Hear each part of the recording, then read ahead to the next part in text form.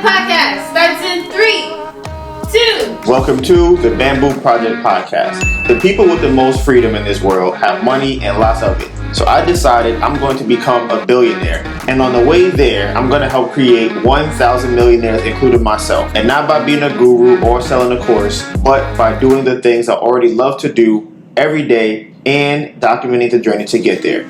I figure I'll make all the mistakes so you don't have to. My name is Donivan Gray, and this is how I would turn my life into a living. I'd like to start off by giving a shout out to all the people rocking with us and supporting the channel. We really appreciate you. We are currently streaming on all major streaming platforms such as Apple Podcasts, Spotify, Google Podcasts, Anchor. You name it, we on it. And if we're not on it, we're about to be on it. For everyone listening to this podcast and not watching it, you can find us on YouTube at The Bamboo Project. We are almost at 400 videos on our channel. You want to learn real estate? We got that. You want cooking tutorials inspired by Dr.Sebi? We got that. Travel and lifestyle vlogs? Got it. You want hair growth and makeup tutorials? Got it. Basketball? Got it. It's everything us. All the parts of the journey that do not make it to YouTube will probably be on our story. You can find me on Instagram at Donivan Gray, DONIVANGRAY, and my phenomenal, beautiful, amazing girlfriend, Anita Byrne, ANETABURN. We made different playlists for all the things we're into, and you can find the link for that in the description below. This may be your first time here, and if it is, welcome to the family. But for everyone else, this is chapter 2, page 86 of the story. We have 4 different segments: life update, episode playback, Donovan's questions, and the topic of the day. All video and audio timestamps will be in the description box below. Today's date is November 9th, and it is 11 a.m. Okay? Going on shit today. Before I get into the podcast, I like to check my phone to see I like to check my phone to see how much time I spent using it last week. I'm trying to get it down to about 4 hours a day. I've had some good days and some bad days. And last week, we're going to see. I'm pretty sure I went through withdrawal from 2 weeks ago when I was only on my phone for 3 hours for the day. Last week, I spent an average of 7 hours and 42 minutes on my phone every single day. That's the average. On Thursday, I actually was only on my phone for 4 hours and 9 minutes. I don't know what happened on Thursday. The average amount of time that I picked up my phone every day last week was 102 times. My most pickups was 140, which was on Saturday. And my first used app after I picked up my phone was Instagram. How's the screen time looking? It's funny because I thought I was gonna come in here like, yeah, my screen time gonna be extra low because I worked last week. Extra low. That sounds like that's not what happened. Right. I mean, it's a 5 hours and 33 minutes. Mm-hmm. Surprisingly enough, my most used app is TikTok. It's Instagram for 6 hours and 33 minutes. But I have to check and see if I still have the timer on. It should still be on, but I haven't gotten a notification for it. So I just, it's just only on Instagram for 2 hours on Sunday. And that's not normal, and I don't remember getting a thing for it. So I had to check. And then my second most used app was TikTok for 5 hours and 40 minutes. My average pickups for last week was 143, and my first used app after pickup was Messages. Okay, so I just think this is crazy. I think this is crazy, right? Because I don't remember seeing this on here as a metric, but it says total screen time. Did you see that? Okay, what is your total screen time for last week? Why are you asking me that? What number do you have? Right? Why would you even ask me that? Want to share with the class, Melissa, what your total screen time? Maybe I don't. Well, now we hear. So 38 hours and what? 53 minutes. How is that possible? Wait, hold on. That's okay. Because mine is lower than yours, but you had a lower screen. For last week? Oh, that's for this week. Oh, that's crazy. Let me go to last week.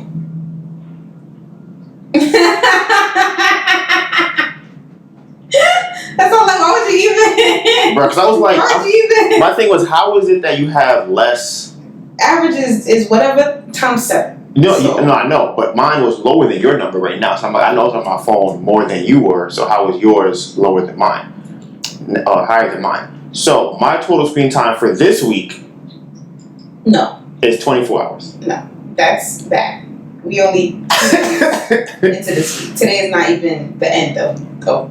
We only 2 days in. Yes, that means that I've only one of those days. Think about that. That's so crazy. That means I've wasted 3 days. It's a Tuesday. I've only been doing things for 2 days.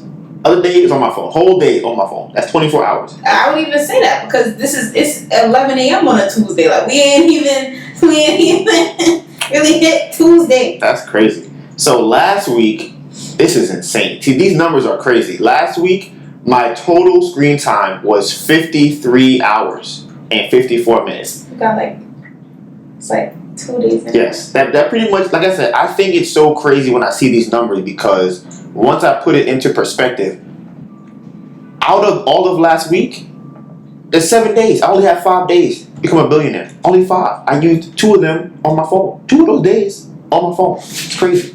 But yeah, man, I definitely took off my timer that I had. I'm gonna have to put that back because that don't even make sense. That's crazy. I didn't even know when the timer got released. I feel like even if I was on my phone 3 hours a day, that's still 21 hours. That's still a whole day. That means I'm only working with 6 days out the week. This is crazy. But you use your phone for work, so it's kind of like. I hear you. You right. That's part of it, but that's still wild. Because I guess I do. But what work? I've had to be honest. I highly doubt most of my work. It might be like 90% not work and 10%. Every time I see you on the phone, like you're on the phone call, you're in your messages, you're looking up something. So it's like. Yeah, maybe. I think a lot of it is YouTube. I spent 11 hours on YouTube last week. Yeah, I think. And also 11 hours on Instagram. To look at, like which app's eating up the most of your time? Yeah. Because mine is TikTok. Yeah, mine is. This is crazy. I can lose 6 hours on TikTok. For the week? Yeah, sure. Oh, okay. I think for the day. Yeah, Instagram is 11 hours last week, and YouTube is also 11 hours. So yeah, that's wild. But even so, it's 11 hours divided by 7 is like it's less than 2 hours a day. Honestly, there has to be days I just do not go on Instagram. That's the only solution. There have to be days I just go. Delete the app, but I feel like, this is how they get you. I talked about this before on the podcast. There. What? There'd be nothing there. What do you mean? Oh, I don't know. My Instagram definitely is. My Instagram don't have nothing on it for me to like really need to go on it every day. Well, here's the thing. My Instagram is similar to how you would use TikTok. That's why I use my Instagram. Most of my Instagram is me on the explore page. This is how social media gets you. People may think that they are wasting their time scrolling on social media. But it's a twofold plan, I'm telling you. If you have a business, you have to use social media. So it'll get you on both ends, whether you're consuming or whether you're producing, you're still on there. And I think that's where it messes up. Because for me, I'll be responding to DMs. I'll probably be watching people's stories who I feel like we are in the same industry or same business, things like that. So those kind of quote-unquote market research or public relations, technically it's work, but it's still on social media. And like I said, I need to get to a point where I'm only on my phone for 2 hours a day, which is still 14 hours a week. So that's still a long-ass time. Those numbers just sound so crazy to me. So they changed their timer thing. Uh-huh. So now they have categories. So now you can put your whole social category on the timer for the day, as opposed to just Instagram. I know that. That's interesting. Because I know for me, I just put everything. Does they have that option still? Like all apps? Yeah. Yeah. That's what I did for mine. Anything that I use, I just put the timer. But social media might be a good one too. I have to look into that. Okay, so we are here. Okay, welcome to another day in the Bamboo life, the Bamboo Project life. Y'all are familiar with what I talked about last week, where I said if there is anything that can happen to somebody starting an industry, starting a business in an industry, we will experience it. Okay, whether it be buying a course and getting scammed, whether it be starting an Airbnb and having the landlord cancel the Airbnb, whether it be wholesaling and having your deal stolen. If we start a business and they say watch out for these things, that's the thing that we're going to have to run into. It's very rare if at all, do we start a business or start something and it just goes smoothly. It doesn't work like that. So obviously by the title you can tell what I am talking about. Now, I'm not, how can I put this? Is it time wrong? I do not expect for us to have never had any accidents in the car. I don't expect for us to have it be a great time the entire time we run a business. I do not expect us to have businesses where nothing goes wrong. What I would appreciate and I would like is for us to at least start the business on a good foot and then run into the problem a little bit further down the line. I don't want it to be, hey, we got our first 3 Airbnbs on Monday and then on Tuesday the lease gets canceled. Like, I don't really want that. I don't want us to have our first trip on Turo and then their car gets into an accident. Like, it could be the 5th trip or the 7th trip, but the first trip, the first Airbnb, the first wholesale deal, like, I don't mind. Like I said, I would not mind if somebody stole my wholesale deal. If I already did 2, then somebody stole my 3rd one. That's crazy. At least now I know how to go out and figure that out, right? So we had rented the car out on September 17th, I believe it was. And it was for 3 weeks. It was a 3-week trip. We were excited. We were elated. We were ecstatic. We posted the video. We're making a video about it. It was a great experience. Our first time. And it was in 2 hours. Okay?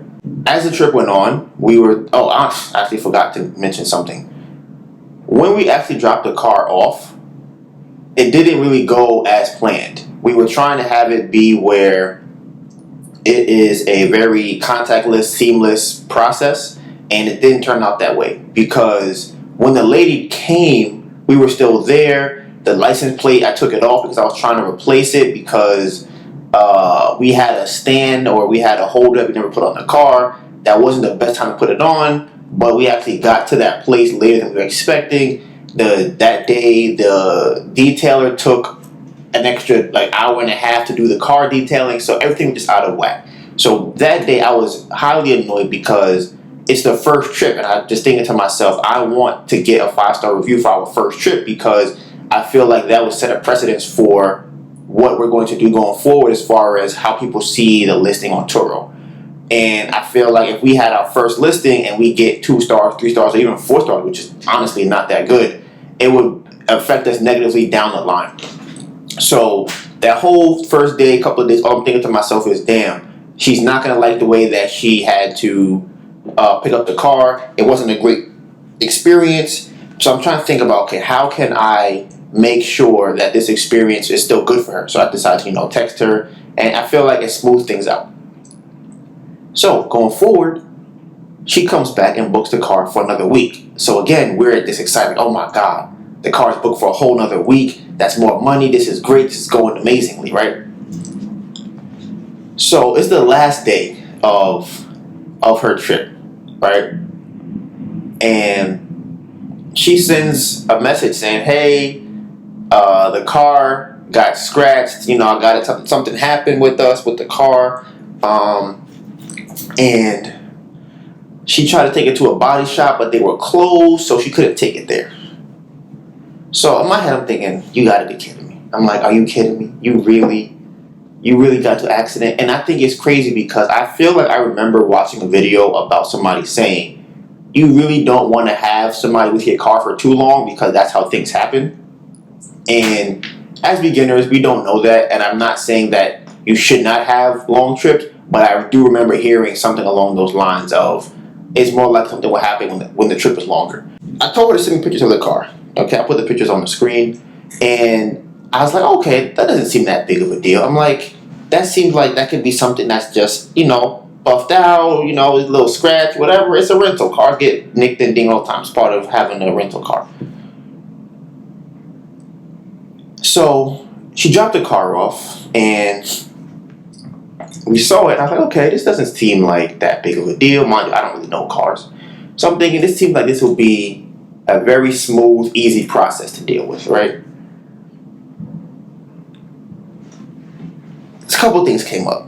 So one of the first things that came up is she had said to us she would pay us, for the damage of the car. She said that would we like to go through the insurance company of Turo or go with her, just directly handle with her. Now, personally, I would have rather liked to go with her and just say, hey, let's just figure this out. You send me the money for it.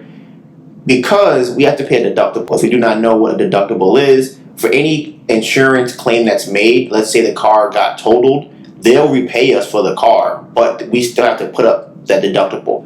The deductible changes depending on which plan you go with. And for us, that is a $250 deductible. So the problem with that is if you have an issue with your car and the damage is $80, $100, they don't cover that. You have to pay for it yourself. I took the car to the body shop yesterday, to multiple different body shops. And these are the 3 quotes I got for the work. All right, I got $250 to buff the bumper. Then I got $650 to replace the chrome on the front that was scratched. And then I got, so that would be like $850 for that, I think. Then I went to the next guy, and they told me it'd be $1,000 to replace, to do the whole job, but that would not be done until the following week. And then I went to this other guy. The last and final quote that we got was $2,000, and that one was going to be, it said 3 to 4 days for that, right?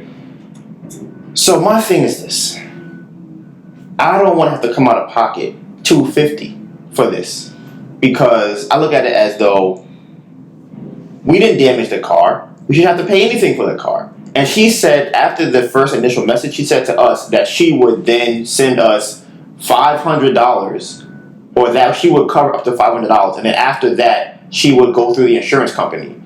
So she would like to go through the insurance company. I don't know if she's going through Turo or her own personal insurance company. I'm going to find out today because we already took the car to the body shop. Now, I decided to go with the $250 buffer guy, right? And I figured, let me get the car washed, because maybe a lot of the dirt on the car is coming from the fact that maybe a lot of the scratches just look like scratches even though they're actually dirt. So, got the car washed. I'm like, okay, it's a little scuff, but it's not bad on the bumper. The chrome, because it's chrome, is kind of reflective, so you can't really see it. So that's not really that bad. And again, it's a rental, so I don't mind that. But here's the other issue. Here's the biggest thing. The bumper is separated from the grill and the fender. So that was the biggest concern. So that has to be replaced. After I drop the car off, I get a call from the body shop. And now he tells me, mind you, originally it was supposed to be just the bumper gonna get fixed. I mean, just gonna replace the bumper. That was the initial cost. So now we find out that the fender actually is damaged. I get a call. He said, well, even if I replace the bumper on the car, he said that the fender would not be aligned because the fender was actually also damaged. So that's more of an expense that we had planned for, or that we even thought about when we first got the car back. So we can replace the bumper, which is what the plan was, but it's still going to have this gap between the fender and the bumper. And that was our only concern, not having that gap on the car. So I have to go back there today to actually get an idea of what's going on. But I'm bringing this up for multiple reasons. Obviously, because it's a day in the life of the Bamboo Project. But for people who want to start Turo, if you hear the podcast and you want to start Turo, these are some things you might want to figure out how you want to address. Now, here's the issue for us too. A lot of people are not in our same predicament because they probably have a job or some type of income, I would assume. We don't have any real income. Melissa's been working, so we have that income. But that covers her, kind of basic expenses. But we don't have any, real surplus of money to put towards anything. So the decision that had to be made was, is it worth paying out of pocket $250 right now when we don't have that?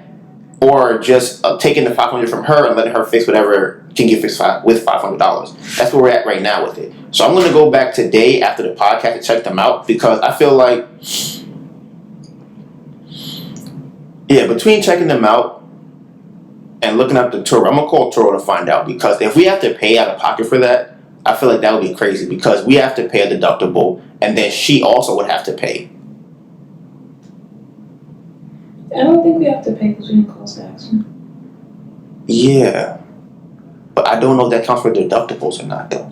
I think it does. Why do you think it does? Because I think that that's what the insurance plan is for. Because I remember that being just very distinct, where it's like, if we're not the ones that the insurance is coming out for, then I don't think we have to pay the deductible for that. Because what are we both paying the deductible for? Because I think we only pay $250 if we cause the damage. That's what I would hope. I hope that's the case. Because I'm like, if I find out that we are not paying a deductible, I'm 100% getting a whole car remodeled. Like, I'm getting a whole brand new car, because that's crazy. The chrome's getting replaced now. If I'm not paying deductible, the fender's getting replaced. The bumper's getting replaced. Everything's getting replaced, because I'm not paying for that. But if I had to pay $250, now it's like, do I really want to pay $250 for the whole thing? There's a time limit for that. There is. And like I said, to me, $250 is a lot right now. $250 is definitely a lot. Yeah, I think it's actually crazy. Like I said, the whole car, for me, I wanted to get it replaced, and I'm gonna find out when I go there later. But like I said, all in all, we did get a 5-star review. We got 1 5-star review. The link should be in the description box to the listing for the car. So we do have 5-star, and not only do we have a 5-star review, it came with a comment as well. So can't be mad at the comments, right? Listen, comments and a review. So, and last time I checked, in terms of Chevy Equinox, we're like in the top 6 of all the listings that come up for Chevy Equinox. We used to be like 20 or something like that, but now we're in the top 6. And I've noticed a lot of our competition is lowering their prices, like lower than I would like. So I'm gonna look into it. I'm gonna try and figure out why y'all lowering your prices so much. I might have to compete with y'all, see what's going on, and we'll look more into that market. But I think it's an ever-changing business as far as keeping your prices on point with what's going on. I think that Turo, after doing research in DC and Ohio and in Jersey, I personally believe that Turo is for 2 kinds of people. I feel like Turo is for the person that is going to use their own personal car to put on Turo to make some extra money to cover the monthly payment if it's not already paid off.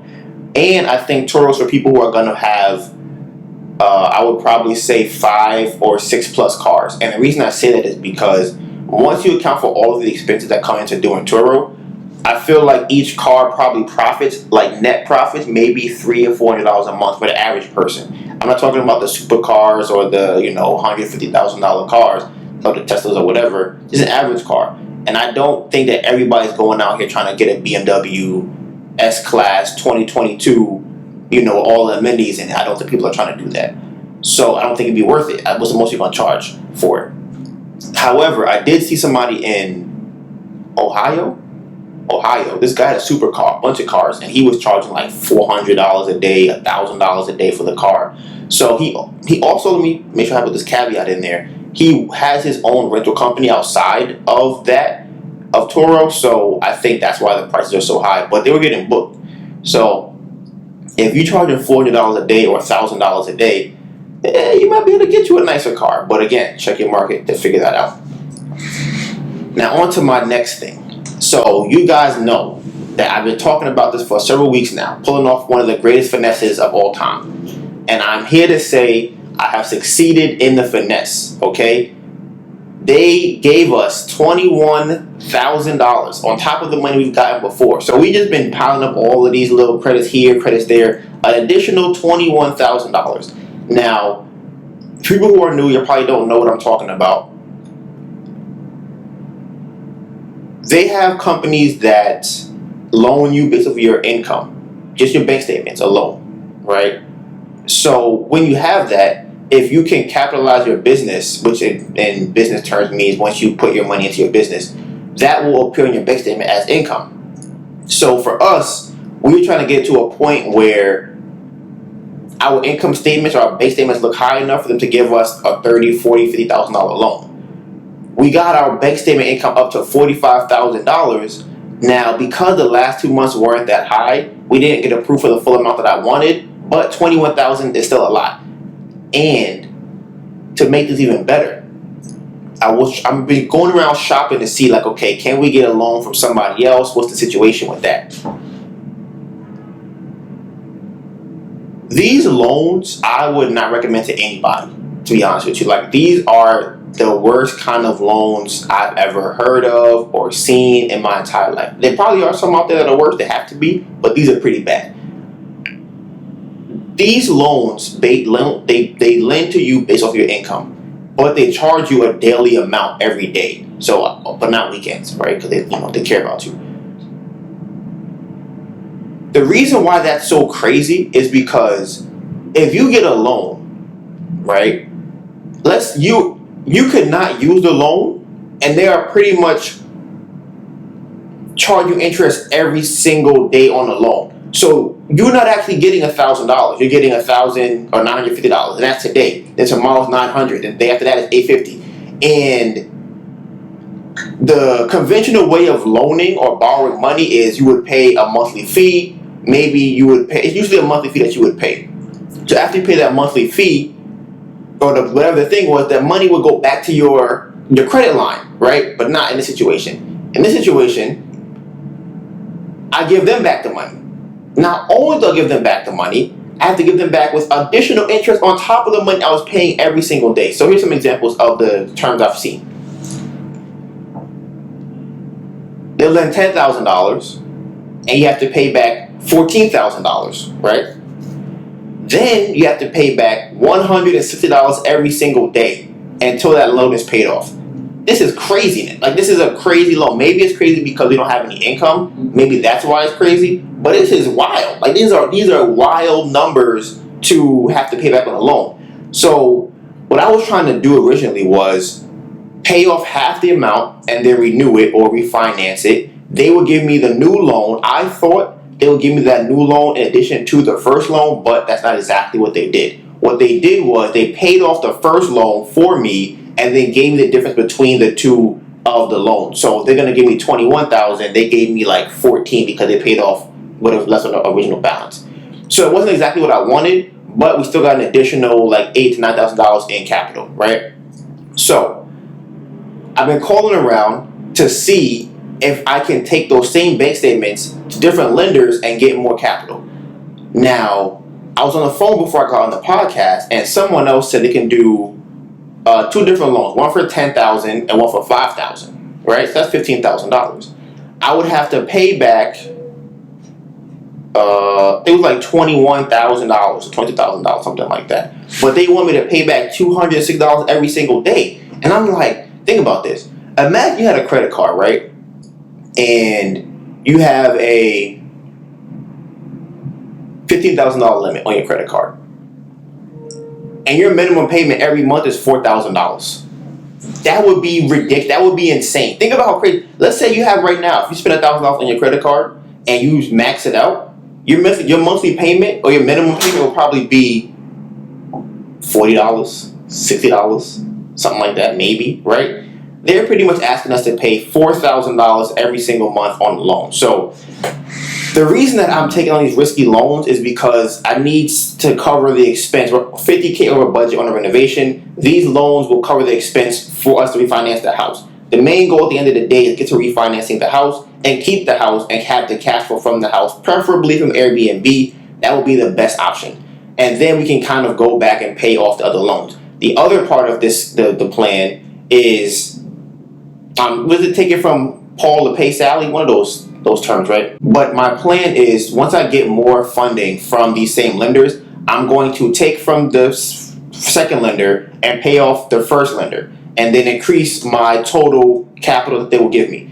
I don't know if this sounds complicated or not, but that's the plan. I would prefer credit lines because that money comes back to us once we pay it off, and we can reuse it again. With these loans, the money doesn't come back to us. I can't use it again once I pay it off. I don't really like that.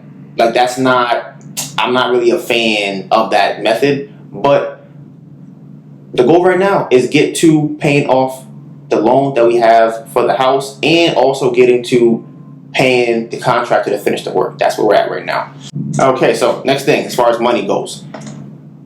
As I said earlier, we need income. And for us, the plan right now is to get a wholesale deal. That's my main focus, because if we can get a $10,000, $15,000 wholesale deal, that would pretty much mitigate all the problems we have. We can take that, get it to the contractor, or we can pay off. I wouldn't pay off the old loan. I would definitely wouldn't do that. I would take the money, give it to the contractor, and leave the money that they gave us in the account so that we don't spend any of it, and then when we're done, give it back to them. That's the other thing about it too, about the daily payments.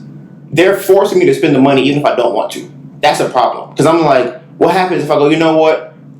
I don't need the money. I'm going to give it back to y'all. It's like, well, okay, you already spent it. I'm like, I didn't spend it. Well, we took the money back from you. Well, are they spending it? No, they're not spending it. I'm paying it back. Okay, so it's not technically spending. I'm just paying back every single day on a loan. So I've been doing driving for dollars on my bike the last couple of days, and I definitely enjoy it. I think for wholesalers, from my experience with doing on market and with driving for dollars, 100% better. I was doing it virtually, which I don't think is a good idea for multiple reasons. One, I feel like it's easy to do virtual wholesaling, so that means there's going to be more people who can find those properties, and I don't think that the house is always up to date. Those are my main issues, because there was a house I saw on Deal Machine, which is an app that I use, and it was on Google Maps and Deal Machine. But either way, online the house was there. So if I scrolled by, I would have been able to, okay, that's a good house. I'm gonna pick it, and then I'm gonna call them later and see if they want to sell. I looked online on Zillow, and the house has already been bought, knocked down, renovated, and sold already. Right? So I would have been calling people thinking, hey, I want to buy your house, not knowing the house is not even there anymore. So that's why I kind of stopped doing that. And I think being able to get out the house is good. Shout out to my guy, Matt. I don't think I talked about this either. So I've been back on my bike. He got my bike fixed. I have not rode my bike in over a year. Like, it's been over a year since I've been on my bike. And it just felt so good to just ride around the city, to be able to have that mobility, because one of my main issues with staying in the house or not having my bike is that to move around is so much more work. If I want to go just down the block to the store, if I want to go, let's say not down the block, let's say I want to go to somewhere that's, 15, 20 blocks from here. I'm like, do I really want to walk over there and then walk back? I'm like, I really don't want to, especially if I don't have to. I'll find ways not to do it. But now that I have my bike, I can just get on my bike. I can ride 6, 7, 8 miles from here and come back like it's nothing. So I've been riding my bike around, looking at properties. And listen, this is crazy. So I was having this issue with cold calling, right? And it's very, I want to say it's normal, I guess, because I remember having the same feeling when we were doing the cold calling back in the beginning of the year and last year. I don't think the feeling ever goes away of not wanting to do it. Even though we need the money, even though you can't get a deal unless you call somebody and talk to someone, I'm just looking at, I'm like, do I want to call them? And I'm like, damn, I don't really want to do it. I'm gonna just leave it. Maybe tomorrow. Maybe let me eat first, and then maybe I'll go to the bathroom first, and then I'm gonna check this one app real quick, and then I'm gonna watch this one YouTube video about wholesaling, but I never actually call anybody. So another good reason for me that I like being able to drive for dollars is I have time to listen to podcasts where I'm just by myself riding around. I can play, 4, 5, 6, 7, 8 different podcasts about wholesaling, about something I want to learn about. And I think that helps because that's what I'm used to. Over the last several years, when I was working, I was listening to things outside every single day. And as I've been in the house, it's a lot harder for me to do that because I would have to be in the house. For one, I'm not moving. And I think it's terrible to have to sit down and listen to something without doing anything at all. So for me, moving around, driving, riding my bike allows me to hear things and listen to intellectual podcasts or things that help me to better myself. So those things motivated me to make the phone call. So I got home after a long day yesterday and I made the phone call. Now, lo and behold, this is crazy. This is the craziest thing, okay? My very first phone call on the phone, the guy said, no, I don't want to sell. I'm like, what? He's like, yeah, I'm good. I don't want to sell this house. I'm living in it. I'm like, oh, okay. He said, but I have another house that I want to sell. You want to go check it out? I'm like, do I want to go and check it out? I'm like, what's the at? So now I'm excited. I'm like, oh, shit. He wants to sell the house. And I said, is it vacant? And it's vacant. Nobody's living in it. I'm like, oh, my God, this is amazing. This is fucking amazing. So I'm just like, okay. All right, give me the address. I'll check it out. And I was trying to ask him a question. He was like, yeah, you know what? Go look at it and then let me know what you think. So I don't really know how I feel about that part. He did not want to answer my questions, but I'm gonna go check it out today. But that's one, right? I told you, just need a couple $1,000, and it's New York prices. So when the spread is that large, when a house costs $500K, $600K, I've seen people buying houses in this area, right? Get this. I've seen people, investors, buying houses in this area for $250,000, right? So what that means is, if I can get this house for something, let's say it's hypothetical numbers, arbitrary numbers. If the house is $600K, I can get it for $350, $400, or $300, and wholesale for like $400. So this because the numbers are so much larger, there's more room for somebody like me to make money, as opposed to the cheap houses where the house costs $40,000 and the ARV is $75,000. It's like it's not really much room in there for me to get a wholesale fee. So now these houses cost more. I'm excited. So as I'm going through the list, I'm like, okay, people saying no. I've had a couple of good responses. What I've learned from driving for dollars as opposed to kind of doing it virtually, I feel as though the people don't get called as much, so they're more open to talking about it. I don't think anybody I called, except for one person, gets called about selling their house. So when I call them, they're more open to talk to me. When I say, hey, I'm looking at your property, they don't just immediately go, no, I don't want to sell. I don't want to sell it. No, I'm not selling it. Because that happens if you're calling a list, if you're calling property that everybody's calling. So somebody else on this, mind you, I called 14 people. I had like 50 lists, 50 properties, but I called 14. The reason why is because Deal Machine does this thing where they will tell you which name matches up with the owner's name on the phone number that they give you, right? But other than that, it's just blank numbers. So I don't even know these people who have these numbers are actually attached to the property. So for me, I'm like, okay, I want to just call the people who I know names attached to this property. Boom. I get another person on the phone. They want to sell their house. They call them back in a couple of days. They want to think about it. Their main concern is, okay, where do they move afterwards? And I'm like, I can help you find a place. Listen, I was about to help the other guy find a place for $1 million, do a 1031 exchange, get a realtor involved to sell. I was ready to do all of that to get him to get the house on the contract, right? So I have no problem. If you want to sell it, I will go and find you a place. I will call realtors. I will call anybody I know is a realtor. I will negotiate with them to get you a better deal. I will make sure that you get to a nice place. That's how I feel, because for me, I need the money to be able to operate what I'm doing, and also my conscience won't feel right if I like to help people. That's my thing. I guess at my detriment at some points, but that's my thing. I want to help somebody. So if I can help a person get a nicer house, bruh, they're like, oh, this shit is nice. I'm like, yeah, I got it. Don't worry, I got you. Don't worry about it. I got you. So I'm excited about this. I'm gonna call them back on Thursday to find out what's going on with that. After the podcast, I'm gonna go to the body shop, and then I'm also gonna go to look at the other property and then run the numbers on it. Call that guy back and see what's going on. So I'm excited. Wholesaling is definitely better off market and I haven't even gotten a deal yet.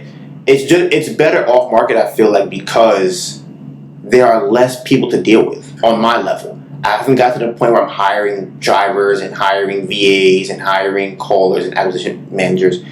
But on the one-to-one level, and for me, I like to talk. I like to have conversations. I like to listen to people. I like to hear people's stories. So for the one-to-one interaction, I think it's very good for me to do off-market deals. So I'm ready. I'm excited, man. I'm ready. I'm getting into it. So hopefully by the end of the year, I think in the beginning of the year I said I wanted to close X amount of wholesale deals. I haven't done one yet, but I'm pretty sure I feel it coming. I'm back in the grind. I got my bike back. We got the car back. I'm excited to go out and get some money. The last thing I want to say about the life update is shout out to my guy Matt. We're talking about the GameStop situation. I'm up probably like $1,000 on that. I put like I think I have like 4,000 in there right now. Let me double check to see what I'm at with that. So here's something that's crazy to me, right? Okay, it's a little down right now. So here's something that's crazy to me.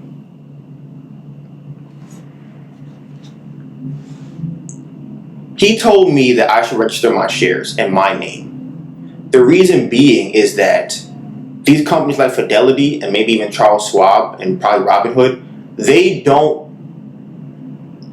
they're not holding my stock for me, right? So the stock is in their name technically, but it's like an asset that they have where they would then distribute the funds to me. But it's not really in my name. So he was telling me to call the company and say, hey, I want to register my stock. And I'm like, for what? The reason he said that is because you want to actually own the physical stock that you have. A lot of people just trade the digital numbers and they see the numbers change. They say, oh, I have $100 in AMC, I have $100 in the American Airlines, but you don't actually have a stock. Like you do in the digital world, but it don't really exist, if that makes sense, right? So technically, you don't really own that asset. That's how I look at it. So he was saying that I should register my shares with GameStop, register my GameStop shares, because when GameStop decides that they are going to give out dividends on their NFTs, backed their NFT backed dividend, that's what it would be. The first people that would benefit from that are the people that actually own stocks in that company, which would be people who have their name registered, as opposed to somebody else, because if they go and check who owns this, it's going to be like, okay, Fidelity owns this. Okay, now we got to go to Fidelity and find out. It's so crazy. Fidelity is more or less paying us. It's I guess as I start looking more into it, it's crazy. You can't actually own fractional shares, and that makes sense. You can only own a fractional share if the person that actually owns the share is theoretically giving you money for the share. I know that I'm not saying that right. Let me see. How can I put this? The share itself costs $200, right? Fidelity owns the $200 share. The stock, the piece of paper, Fidelity owns one of those. If you want to buy it, it costs $200, right? So you have to give them $200 for that share. If you give them $5, you're not going to get the share. But on your app, they can say, well, technically, since we own it, if it goes up, we'll pay you what your percentage would be of your $5 whatever, right? But if you actually say, hey, I want to take the stock out and own it, they're going to tell you can't do that because you don't actually own the stock.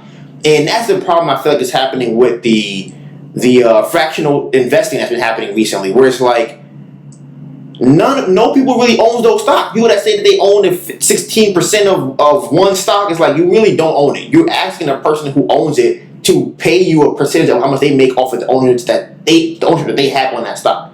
So it's just crazy once you start to look more into who owns what, how they get paid off of it, and so on and so forth.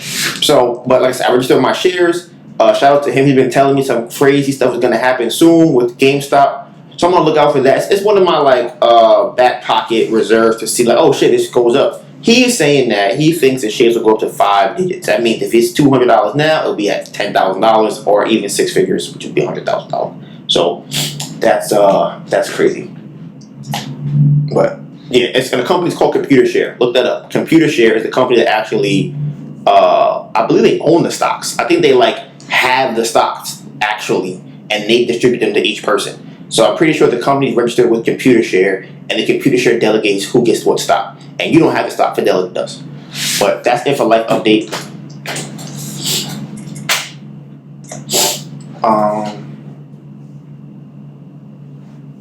I think last week's intro sounded good from a flow perspective. I feel like it melded well.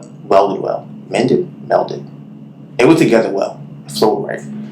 Except for the little intro, I feel like there was a overlap with the music, so I don't really know how that happened. I think probably I deleted something because YouTube actually flagged the intro for whatever reason, which is crazy because the intro is from the video, but they didn't flag the video. They just flagged the intro. I think because I said crackhead in the beginning of it. And I think they check your first 30 seconds for what's in there. to see if there's any words that feel like people would be turned off by or whatever. Because I guess if a kid clicks on it and the first thing you are saying is, fuck this, fuck that, they go, oh my goodness, it's crazy. So in the first 30 seconds, they're more likely to be more stringent with the rules. There's somebody named Dana Chanel. They have jumping jack taxes.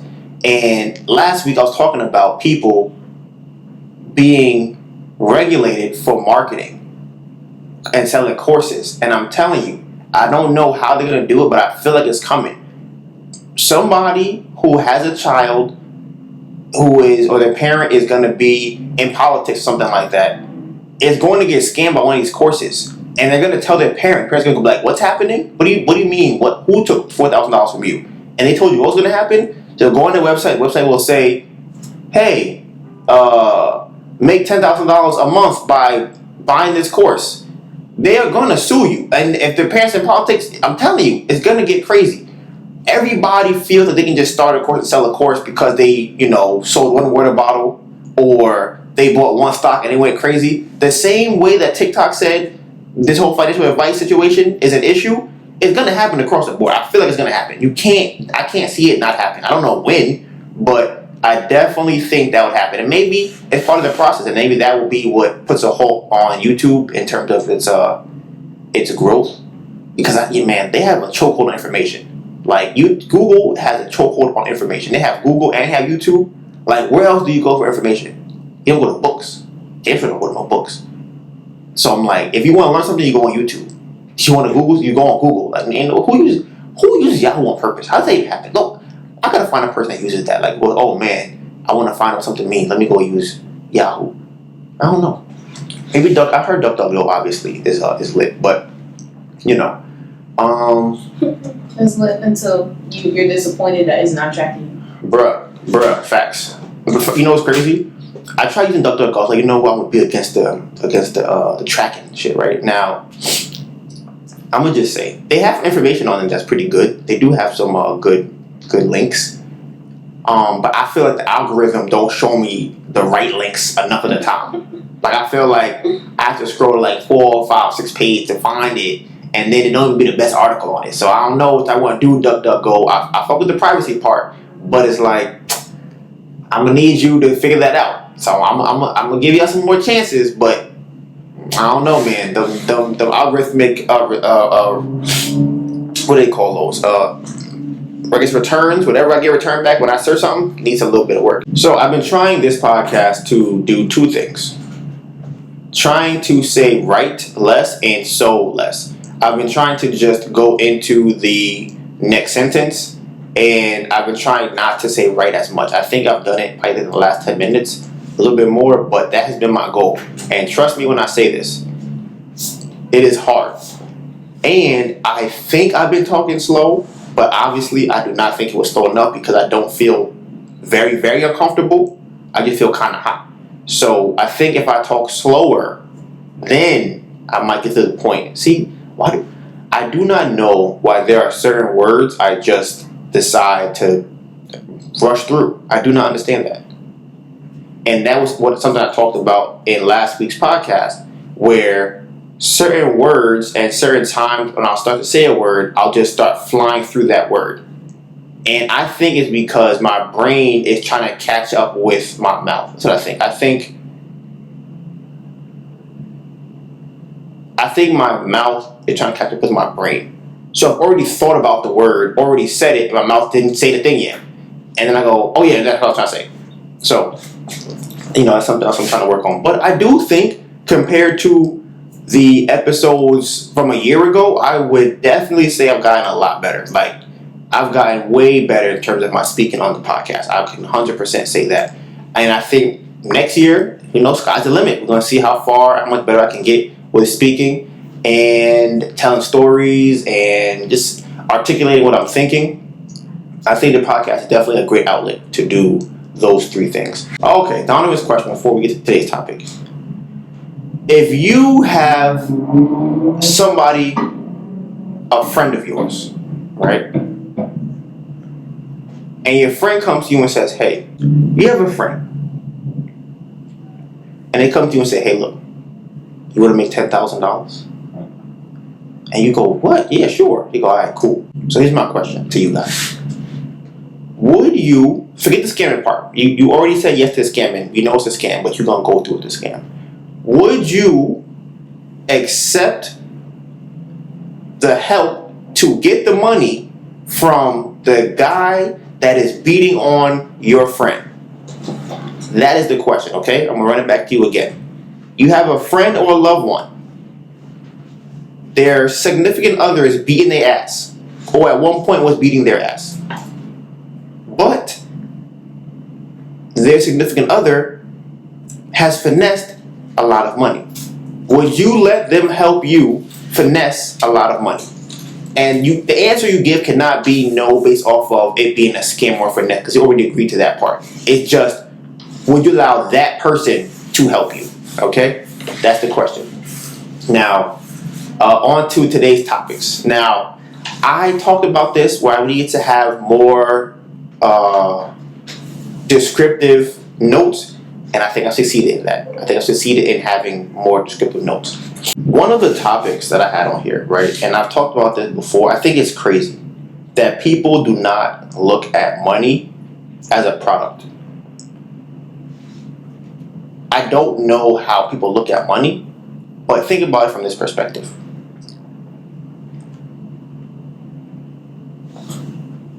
You have to pay for money. Like, the same way that you would choose an iPhone based off of the amenities that it has, that is the same way that banks look at money.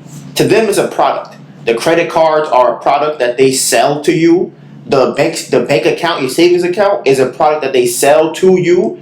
And if they are selling the product to you, they're making money off of the product they are selling to you. Now, I don't think a lot of people think of money in that way.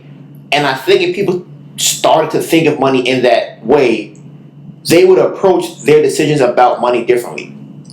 So, for example, with this loan I just took out recently, this is really it's a really bad product.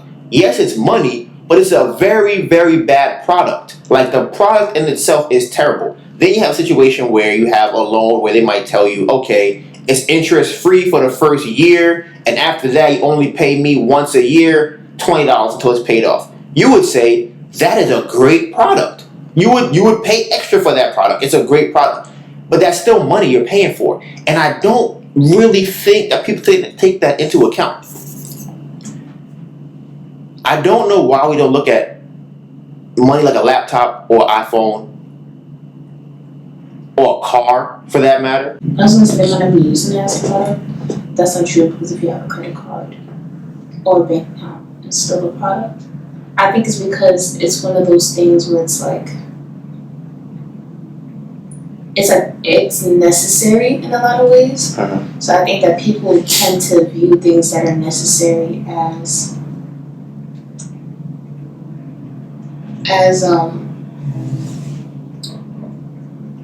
an expense, if that makes sense. Like, people, I feel like if you're buying a Honda just because you need a car, you're gonna look at it differently than if you're buying a Tesla because that's your dream car. Mm-hmm. Where it's like, okay, I have to do this. I need a bank account. I'm not really looking for my bank account. Like, yeah, let's say that it's your first time getting a job, whatever, and you need a bank account. It's like, I'm gonna just get a bank account somewhere. You don't really think, what are the benefits that Chase have versus TD Bank versus Capital One, until you get into a position where you are thinking about those things. I don't think they teach it that way, and I don't think that's where your mindset is at. Yeah. Because like even when you get your first credit card, it's like, I just want a credit card. Like, I don't care what terms are. Like, I just want one. And then you have people like Neffy that like, they know exactly the benefits, how they're gonna use the card and how it's gonna work for them. I think that's what it is too. Yeah, I don't think we're taught that it's a product. I think that we're just taught, I don't know what people are taught that money is. Because even if you think about it from the top down, and I'm talking about in terms of the Federal Reserve, the country is buying money from the Federal Reserve.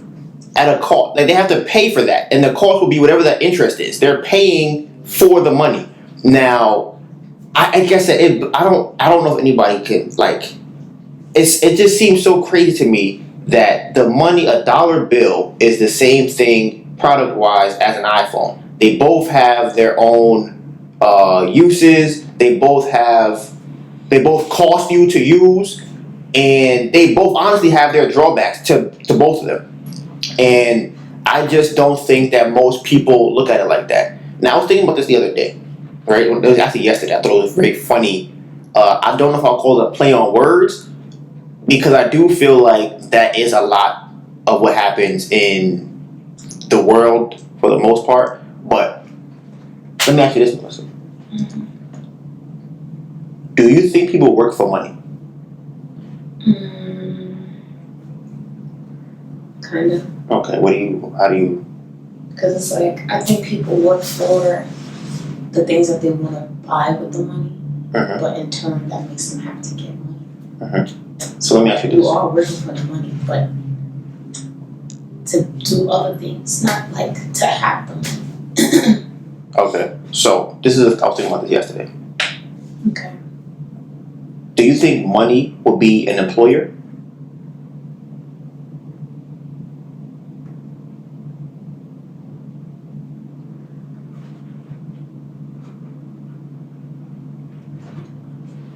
Yeah, sure. That's yeah. You do things for me, but it's like. Like working for money, or are you working for money? Like, is caffeine my employer? How we doing things? Yeah, Starbucks. She just, I don't know what she's on.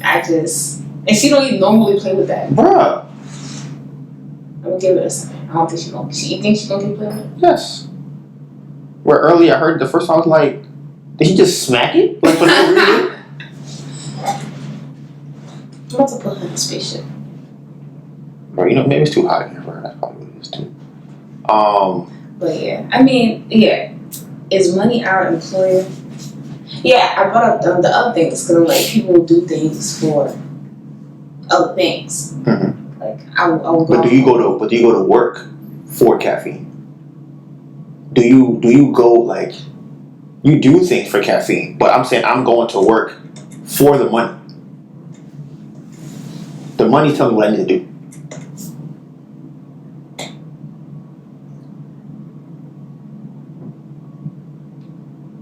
I can see that. What about people that love their jobs and go to work? Are they still working for them? Probably not. That's a good point. That's a very good point. That's a great point. And I think, and this is why rich people always say, don't trade time for money. And this is why they always say things like, don't work for money. And I think it's for that exact reason. I go to work because I like to do what I do, and you give me money to do what I like to do. So I can do the thing I love to do because you give me money for it, right? Like you gave me money to do what I love to do. Yeah, that's kind of how I feel now. The job that I'm working now, where it's like, oh shit, I get to make stuff. Y'all paid me for this? Yeah, that's how I feel. That's literally how I feel all the time. Every time I think about it, I'm like, I'm still here, and y'all are paying me. You are paying me to do this right here. That's so crazy. So in case y'all didn't know, Melissa gets paid right now to put hot glue on ornaments and wires and build stuff. So I said, to me, I think that it's the way that people look at it. You gotta ask yourself, are you going to work for money? The answer should be no. The answer should always be no. You don't work for your iPhone. You don't work for your television. You don't work for your camera. You don't go to work for those things. Like, if those are not your employers, right? Now, if you said, listen, I go to work because I love to build iPhones. Oh, shit. You gonna give me a living? You gonna pay me to do what I love to do already? That's the best of both worlds. So that has a lot of stuff on here. There are two basketball things I want to bring up. I can see they're kind of short. The Kyrie Irving thing, right? What I was trying to figure out was, what would happen if he played anyways? Like the penalty is like if I go into Starbucks and I decide that I want to eat in there and they get fined, it's $14,000 fine. So the NBA can just pay that fine. So I need to find out, is there something else that's happening that would stop him from playing? Because why not just break the rule the same way they had before with, that wasn't actually, I guess, federal, but, or the city rule with Michael Jordan. They did not want him to wear a certain sneaker or whatnot, and the Nike paid for him to wear it, and they paid the fine every single game. I'm like, why would the Nets not just do that? Honestly, I think Kyrie Irving would pay $14,000 himself to play every game. He's losing $300K per game, so why not just pay $14 to get paid $280? Like, that just seems crazy to me. So I don't know what's going on with that. Now, as far as James Harden goes, right? For all my basketball fans out there, I think that James Harden's having a problem right now because this is my issue I have with all these young basketball players. Okay, I'm an old head now. They are trying to get a foul. That is my problem that I have with him. And I feel like, and back in my day, you were trying to score through the contact. Your goal was, I'm about to show you can't guard me. And you're only fouling me because you're trying to stop me from scoring. I wasn't running into you to grab you and then fall on the ground and say, oh, yo, he fouled me. No. It was a point where, I'm so big and strong that if I go to the bucket, if I'm trying to score, you are trying to hold me and stop me from scoring. I don't feel like that's what James Harden is doing. So I think that he is obviously benefiting the least from this rule change because his whole game was predicated on he's scoring 14, 15 points a game off of free throws. Maybe like 12 points a game off free throws. You're easily going to go from 30 points a game to 18 points a game off those free throws if you remove them. And I don't know. Is he getting exposed? I can't tell. I can't tell if he's getting exposed or not. I really can't tell. Because I'm like, damn, is he really not that good? And he's just been playing pretending like he's been that good by getting all these fouls. So that's something that I definitely want to see, because you look at somebody like Curry. Curry can shoot. Curry can really shoot. Like, he's a shooter. James Harden, I think he's an overall better passer than he is a scorer. That's what I think. I think that in terms of actually scoring and putting the ball in the bucket, he's a better passer because a lot of his points come from you fouling me. A foul is what we give you once the defender is doing too much to stop you. That's what it's supposed to be for. You aren't supposed to use that to try and score. That's not what you're supposed to be doing. So, same thing with Russell Westbrook. I feel like he's another one where they're not playing the game of basketball anymore. They're playing the rules of basketball. They're playing, how can I rack up my assists and rack up my rebounds? I'm going to just jump on my own play to get the rebound. Whether that's better for this play or not, I'm going to just go and chase those stats. So that's something I feel like we're going to see going forward. I really want to see, will James Harden's scoring go down, like drop by 10 plus points? Because if it does, bro, that's an issue. Like, you can't tell me that because we changed the rule of you trying to draw these fouls, you just can't score no more. Like, that's what I'm saying. LeBron, you just go through the contact. But, the Travis Scott thing I want to talk about too.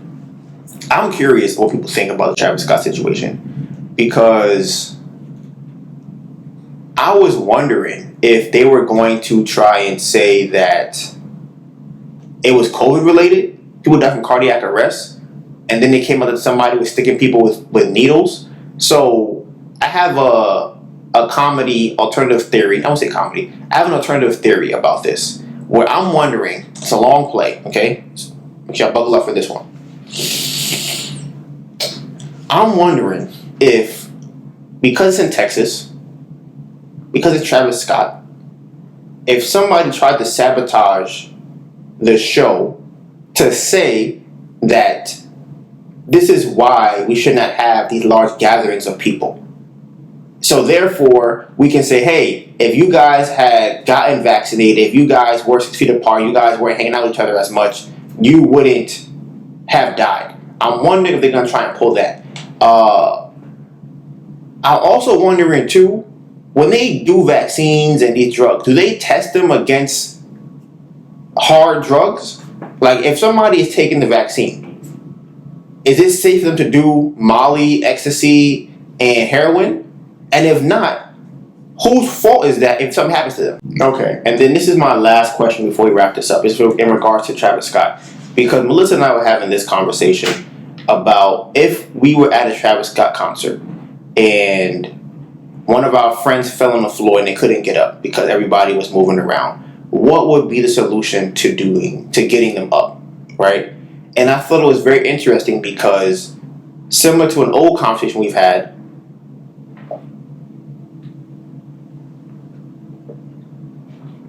I think our perspective differs based off of our size and stature. That's what I think it was. And I guess how we approach scenarios like this. My solution was if Melissa fell down and people were about to trample her, I would hit people. Like I would hit the person behind me, and so that he knows, hey, you just stepped on her. Somebody's on the floor right now. I don't want you to kill them and trample them. That would be my solution. And then once I hit the person or start yoking them up, they would go, why are you grabbing me? And then I would let them know, like, there's a person you just stepped on. Melissa's solution was to scream at the. What's your solution? I'm not sure I got it correct. It was to yell at the person to make a lot of noise. At the surrounding people. Yes, Melissa's solution was that she would try and garner as much attention as possible to the situation and ask people to help her to not trample over her friend. And like I said, for me, I'm looking at it like, if I have to wait for somebody to help me, then it's more likely that somebody will get hurt. Melissa feels like if I hit somebody, that'll cause more of a commotion and then it won't actually solve the problem. So I'm actually curious what other people think about what would they do if you're at a concert, your friend fell on the ground, and you have to get them up. How would you help them up, and how would you help people around you to know that that is what's happening? So that will be my last question for the day. We'll be back here next Tuesday. You can find all the behind the scene contents on my social media. Mine is Donivan Gray, DONIVANGRAY, and my phenomenally beautiful, amazing girlfriend, Anita Byrne, ANETABURN. You know what it is. Hashtag Bamboo Project 2021. We going up all year. You know the vibes. And with that being said, Bamboo Project out.